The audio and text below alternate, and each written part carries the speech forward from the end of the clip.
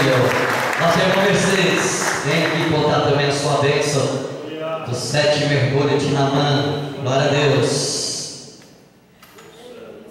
Vamos na igreja com a paz do Senhor Jesus. Uma vez que eu recebi da mão do Senhor nessa campanha, uma do Jesus, que eu peguei o hemogênio na coluna, fui pegar um peso em casa, aí eu fiquei 2 semanas entrevada, mas ali eu confiei no Senhor, e quando eu vim arrastando aqui para a igreja, quando eu coloquei o meu pedido ali, já levantei dali, já liberta daquela enfermidade.